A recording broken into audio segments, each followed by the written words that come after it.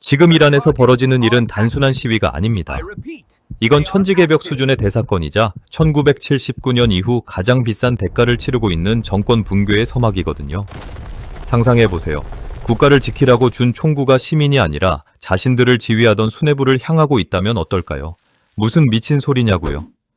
그런데 2026년 대명천지에 바로 우리 옆 동네에서 실제로 벌어지고 있는 일입니다. 바로 이란 이야기입니다. 하메네이라는 거대한 태양이 공습으로 증발해버리자마자 이란이라는 거대한 기계가 비명을 지르며 멈춰섰습니다. 오늘 제가 파헤칠 이야기는 단순한 정치 소요 사태가 아닙니다. 이건 종교라는 이름의 장막 뒤에 숨어서 권력을 독점했던 이들이 자신들이 키운 사냥개에게 물리기 시작한 처절한 기록입니다. 도대체 무엇이 그토록 단단해 보였던 신정체제의 빗장을 안쪽에서부터 부수게 만든 걸까요? 상상이나 되시나요? 총탄이 빗발치는 테헤란 거리에서 정규군 병사들이 시위대에게 무기고 키를 통째로 넘겨주고 있다는 사실 말입니다. 오늘 제가 준비한 내용은 뉴스에서 보시는 호르무즈 해협의 긴장감, 그 너머의 이야기입니다. 이란의 심장부인 테헤란 에빈 교도소가 반군에 의해 어떻게 함락되었는지, 그리고 혁명수비대라는 이름의 괴물이 내부에서부터 어떻게 갈기갈기 찢어지고 있는지 낱낱이 파헤쳐 드릴 겁니다. 미국이 해상 봉쇄로 축구화를 벗기듯 목을 죄어오는 사이 이란 내부에서 벌어지고 있는 이 조용하고도 잔인한 쿠데타의 실체를 지금부터 아주 시원하게 해부해 드리겠습니다. 과연 이 피해 대결 끝에 웃는 자는 누가 될까요? 소름 끼치는 배신의 드라마 지금 시작합니다. 시간을 조금 거슬러 올라가 보죠. 불과 몇 달 전만 해도 이란의 거리는 겉보기에 평온해 보였습니다. 하지만 그 평온함은 철저하게 계산된 폭압 아래 짓눌려 있던 가짜 미소였거든요. 상황이 급변하기 시작한 건 최고 지도자 하메네이가 공습으로 세상을 떠난 그 순간부터였습니다. 권력의 정점이 사라지자마자 이란 체제라는 거대한 성벽에는 금이 가기 시작한 거죠. 도대체 왜 이란의 군대는 하나로 뭉치지 못하고 서로를 짐승처럼 물어뜯게 된 걸까요? 여기서 우리는 이란의 독특하고 기괴한 군사구조를 들여다봐야 합니다. 이란에는 나라를 지키는 정규군 아르테슈가 있고 정권을 지키는 혁명수비대 ERGC가 따로 있거든요. 마치 한 지붕 아래 성격이 완전히 다른 두 마리의 맹수를 키워온 셈입니다. 하지만 이 둘의 관계는 결코 대등하지 않았습니다. 혁명수비대는 정권의 귀염둥이 노릇을 하며 막대한 예산과 첨단 무기를 독점해왔거든요. 반면 정규군은 낡은 소총 한 자루를 쥐고 변방을 지키는 찬밥 신세였던 겁니다.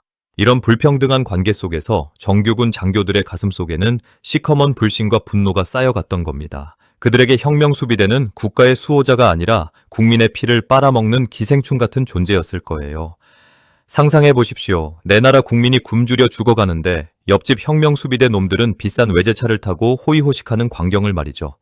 이 갈등의 골이 깊어질 대로 깊어진 시점에 하메네이의 사망 소식이 들려온 겁니다.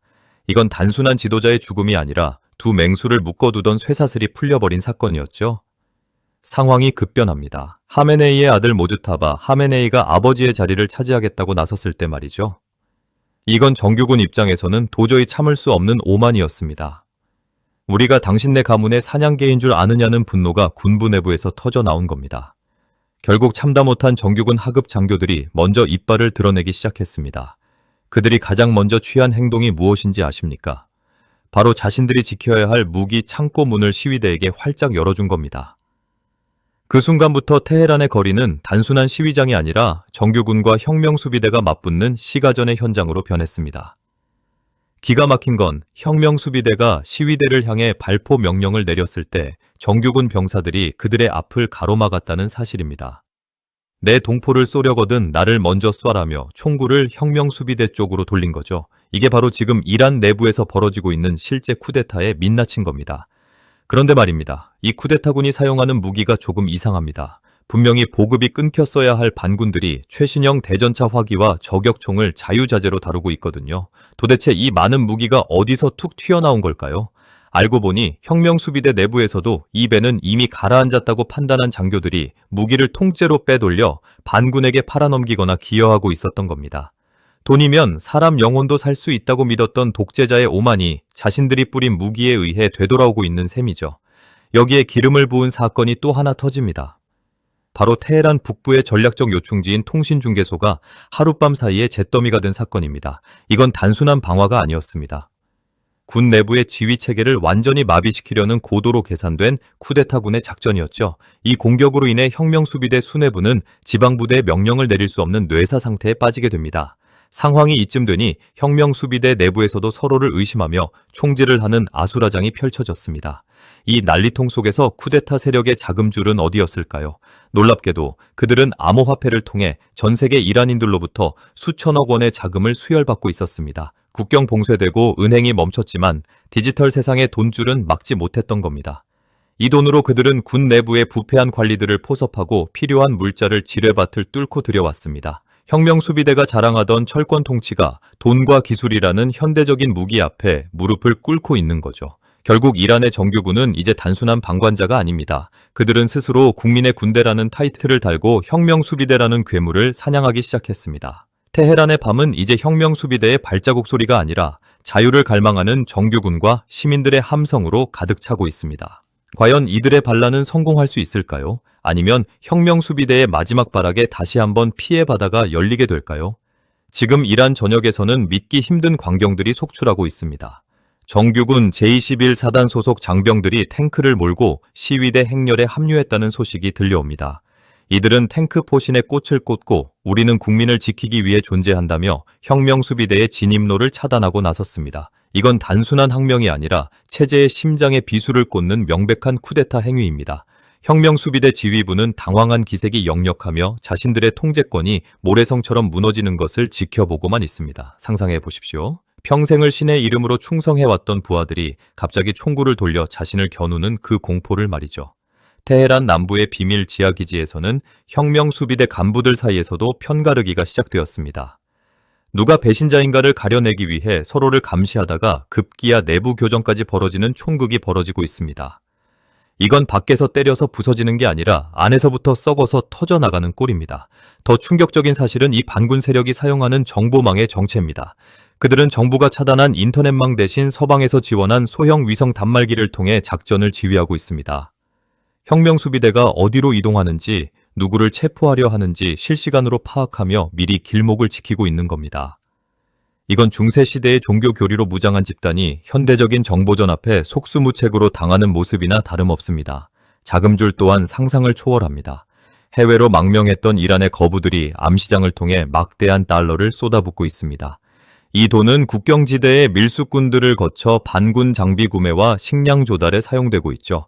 심지어 일부 혁명수비대 대원들은 월급조차 제대로 받지 못하자 이 돈에 매수되어 정보를 팔아넘기고 있습니다.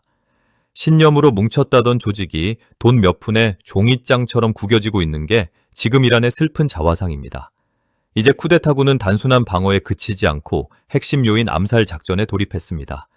모즈타바 하메네이의 최측근들이 하나둘 의문의 습격을 당하거나 실종되고 있습니다. 이는 수뇌부의 공포심을 극대화하여 스스로 무너지게 만들려는 고도의 심리전입니다. 테헤란의 하늘에 띄워진 무인 드론들이 감시자가 아니라 반군의 공격 무기가 되어 혁명수비대의 지휘부를 조준하고 있는 상황입니다. 과연 내일 아침 테헤란궁에는 누구의 깃발이 걸려 있을까요? 최근 확인된 첩보에 따르면 쿠데타군은 테헤란 외곽의 미사일 기지 두 곳을 완전히 장악했습니다.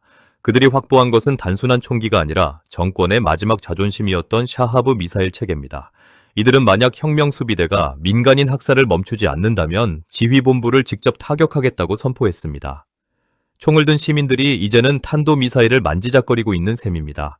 이건 더 이상 하룻밤의 소동으로 끝날 수 있는 수준이 아닙니다. 공포에 질린 혁명수비대 사령관들은 해외 도피 자금을 마련하기 위해 국가 보유 금괴를 빼돌리다 적발되기도 했습니다. 자신들이 지켜겠다던 신념은 간데없고 오직 살 길 찾기에만 혈안이 된 모습입니다. 반면 쿠데타에 합류한 정규군 장병들은 시민들이 나눠주는 빵과 물로 버티며 전선을 지키고 있습니다. 누가 진짜 이 땅의 주인인지, 그리고 누가 이 전쟁의 정당성을 가졌는지는 이미 명확해 보입니다. 시청자 여러분, 이 거대한 폭풍의 끝은 과연 어딜까요? 단순히 지도자 한 명이 바뀌는 것을 넘어 수십 년간 이어온 신정 독재의 뿌리가 뽑히고 있습니다. 그 과정에서 벌어지는 배신과 충성, 그리고 이름 없는 병사들의 결단이 지금 이 순간에도 역사를 새로 쓰고 있습니다. 테헤란의 화염 속에서 피어오르는 건 단순한 연기가 아니라 새로운 시대의 전조일지도 모릅니다. 우리는 지금 인류 역사에 기록될 거대한 변곡점을 실시간으로 목격하고 있는 겁니다. 이제 상황은 단순히 총질 몇 번 오가는 수준을 완전히 넘어서고 말았습니다. 혁명수비대 수뇌부가 마지막 카드로 꺼내든 건 다름 아닌 화학 무기 사용 검토였거든요. 자신들의 권력을 지키기 위해서라면 테헤란 시내에 독가스를 뿌려도 상관없다는 미친 결론에 도달한 거죠. 하지만 여기서 역사에 남을 대반전이 일어나게 됩니다. 명령을 수행해야 할 화학대대 지휘관이 오히려 본부의 서버를 통째로 폭파해버린 겁니다. 이 지휘관은 내 가족이 숨쉬는 공기에 독을 탈 수는 없다며 정규군 반군 측에 합류를 선포했습니다. 이 사건으로 혁명수비대의 마지막 권위는 유리창처럼 산산조각이 났습니다. 그런데 말입니다. 이 혼란을 틈타 아주 기괴한 움직임이 포착되었습니다. 이란 북부 카스피해 인근의 비밀기지에서 정체 모를 수송기들이 야간을 틈타 은밀하게 이착륙하고 있었거든요. 이 비행기들은 어디서 왔고 대체 무엇을 실어 나르고 있었을까요? 조사 결과 이 수송기들은 러시아의 민간 군사기업과 연계된 것으로 드러났습니다. 정권이 무너지면 자신들의 카스피해 이권이 날아갈까봐 용병들을 급파하려 했던 겁니다. 하지만 쿠데타군은 이미 이 정보까지 꿰뚫고 있었습니다. 그들은 이스라엘의 정밀 타격 정보를 실시간으로 공유받아 수송기들이 착륙하기도 전에 활주로를 무력화했습니다. 외부의 도움마저 차단당하자 혁명수비대 내부는 말 그대로 생지옥으로 변했습니다. 더욱 소름 돋는 건 혁명수비대 사령관들의 이중적인 태도였습니다. 겉으로는 성전과 순교를 외치던 자들이 뒷구멍으로는 금괴를 가득 실은 구급차를 준비하고 있었거든요. 테헤란 공항이 봉쇄되자 이들은 인근 이라크 접경지로 도주하기 위해 가짜 수녀복까지 입고 위장했습니다. 하지만 분노한 시민들과 정규군 병사들이 이들의 이동 경로를 길목마다 차단했습니다. 결국 이들이 빼돌리려던 국가자산 수조원은 고스란히 시민들의 수중에 들어오게 되었습니다. 여기서 우리가 주목해야 할 또 다른 세력은 이란 내부의 여성 저항 조직입니다. 이들은 단순한 시위대가 아니라 군 내부의 암호 체계를 해독하는 데 결정적인 기여를 했습니다. 통신 장교 출신 여성들이 지하에서 팀을 꾸려 혁명수비대의 무전망을 24시간 도청하고 있었던 겁니다. 그들이 넘겨준 정보 덕분에 쿠데타군은 적의 보급로를 족집게처럼 골라 타격할 수 있었습니다. 가장 억압받던 이들이 가장 치명적인 칼날이 되어 돌아온 셈입니다. 상황이 걷잡을 수 없이 돌아가자 이란의 혈맹이라 불리던 주변국들도 등을 돌리기 시작했습니다. 헤즈볼라조차도 자기 앞가림도 못하는 이란을 더 이상 믿을 수 없다며 지원 요청을 거절했거든요. 고립무원의 처지에 놓인 모즈타바 하메네이는 테헤란 중심부의 벙커에 숨어 최후의 명령을 내렸습니다. 그건 바로 자신들을 따르지 않는 모든 부대에 대한 전면 공습이었습니다. 자기 나라 군대에게 미사일을 쏘라는 이 명령은 결국 군 내부의 마지막 인내심을 끊어버렸습니다.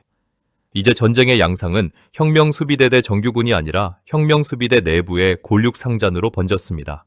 살고 싶어 하는 부하들이 죽기를 강요하는 상관을 사살하는 일이 일상처럼 벌어지고 있습니다. 심지어 최고 지도자의 집무실이 있는 베이트 라흐바리 근처에서도 폭발음이 끊이지 않고 있죠. 이건 더 이상 정권 유지를 위한 싸움이 아니라 누가 먼저 배신하고 살아남느냐의 경쟁이 되어버렸습니다. 이 난리통 속에서 발견된 문건 하나가 전 세계를 경악하게 만들었습니다. 혁명수비대가 유사시 자신들의 자금을 세탁하기 위해 유럽과 아시아에 세워둔 수백 개의 페이퍼 컴퍼니 명단입니다. 그 규모가 상상을 초월하여 이란 전체 예산의 수십 %에 육박한다는 사실이 밝혀졌습니다. 이 사실이 알려지자 중립을 지키던 나머지 병사들도 모두 총구를 혁명수비대 수뇌부로 돌렸습니다. 신념이라 믿었던 것들이 사실은 거대한 도둑질의 포장지였다는 사실을 깨달은 거죠. 이제 결말은 단 한 가지 방향으로 흐르고 있습니다. 테헤란의 밤하늘을 수놓는 건 화려한 불꽃놀이가 아니라 독재의 종말을 알리는 포격소리입니다. 혁명수비대가 자랑하던 특수부대 쿠드스군도 이제는 각자 도생의 길을 걷고 있습니다. 그들이 지키려 했던 건 신의 뜻도 국가의 이익도 아닌 오직 자신들의 주머니였다는 사실이 만천에 드러났습니다. 과연 이 피의 대서사시는 어떤 마지막 페이지를 남기게 될까요? 구체적인 전황을 더 들여다보면 상황은 훨씬 처참합니다. 이란 중부의 핵심 도시 이스파한에서는 정규군 8기갑여단이 혁명수비대 지방본부를 포위했습니다. 이 과정에서 혁명수비대는 민간인 아파트를 방패 삼아 저항했지만 정규군은 드론을 이용해 지휘부만 곤란했습니다. 이때 사용된 드론이 어디 제품인지 아십니까? 놀랍게도 반군들이 직접 조립한 사제 드론에 군용 폭약을 장착한 물건들이었습니다. 최신형 미사일 방어 체계를 갖췄다던 혁명수비대가 고작 몇백만 원짜리 장난감 비행기에 뚫려버린 겁니다. 시라즈 지역에서는 더 기막힌 일이 벌어졌습니다.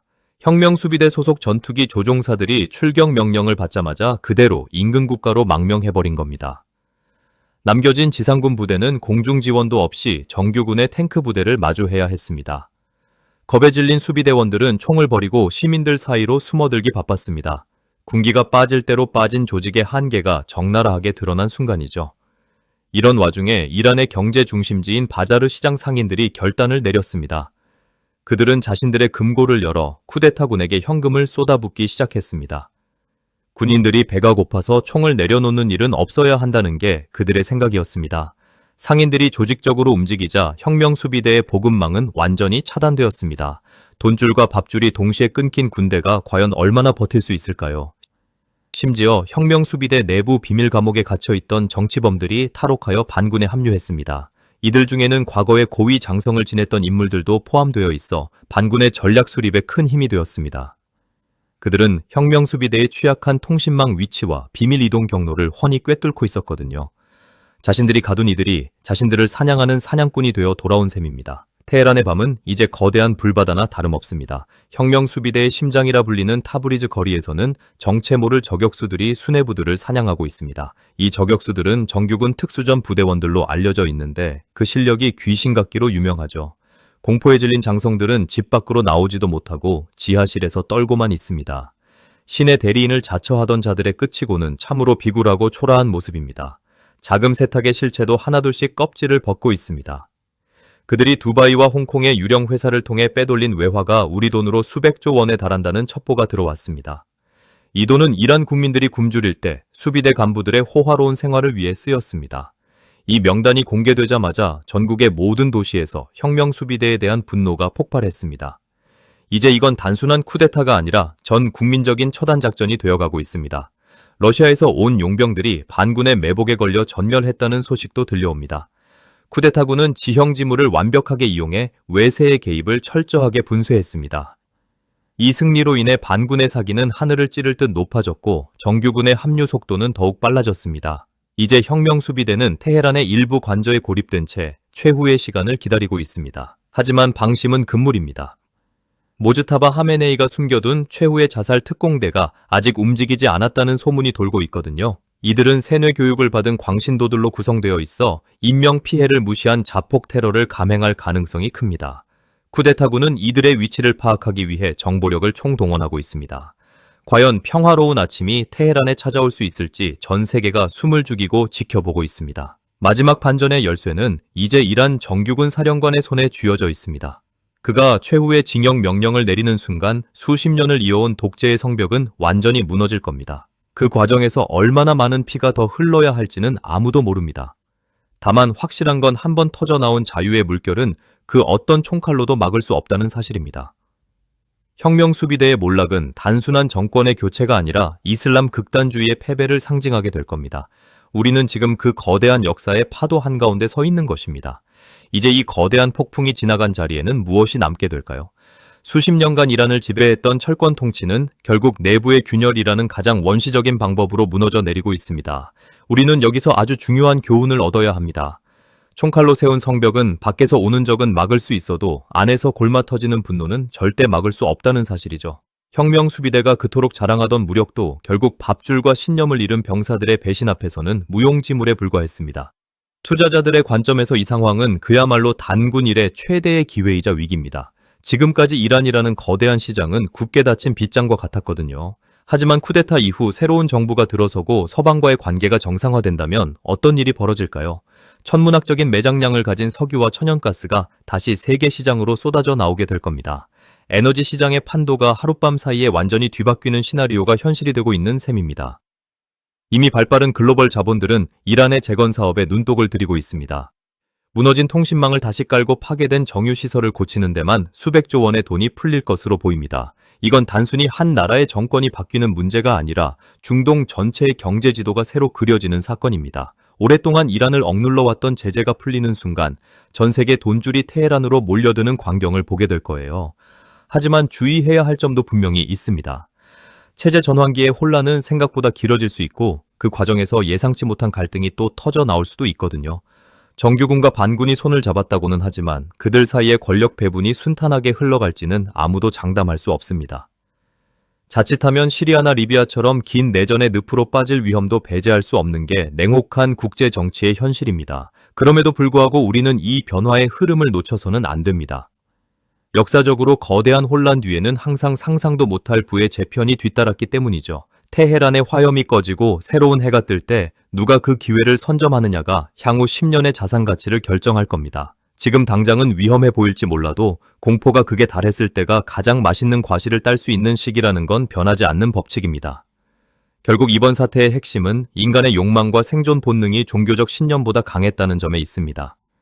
혁명수비대의 몰락은 시대의 흐름을 읽지 못한 집단이 어떻게 도태되는지를 보여주는 가장 잔인한 교과서입니다.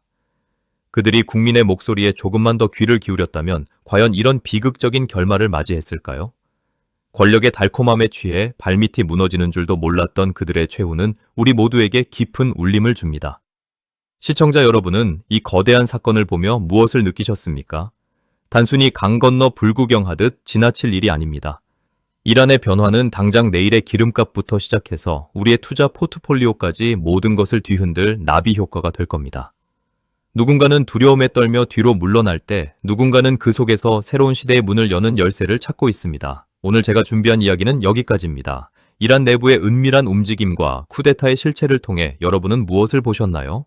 세상은 우리가 아는 것보다 훨씬 더 긴박하고 냉정하게 돌아가고 있습니다. 그 속에서 길을 잃지 않으려면 끊임없이 의심하고 공부하며 남들이 보지 못하는 이면을 읽어내는 눈을 길러야 합니다. 새로운 이란이 어떤 모습으로 우리 앞에 나타날지, 그리고 그 변화가 우리 삶에 어떤 파도를 몰고 올지 끝까지 지켜보겠습니다. 폭풍이 지나간 뒤의 하늘은 언제나 더 맑은 법입니다. 테헤란의 시민들이 꿈꾸는 평화가 과연 현실이 될 수 있을지 여러분도 함께 응원해 주십시오. 영상이 유익하셨다면 구독, 좋아요, 알람 설정까지 알고 계시죠? 시청해 주셔서 감사합니다.